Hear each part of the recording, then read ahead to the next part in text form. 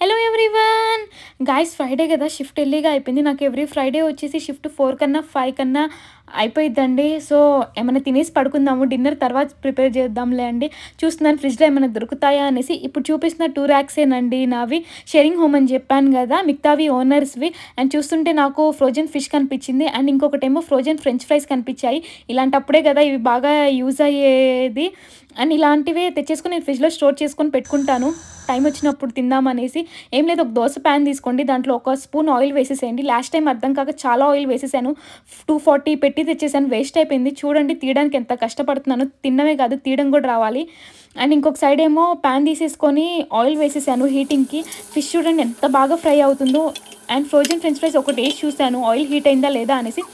పర్ఫెక్ట్గా హీట్ అయింది ఆయిల్.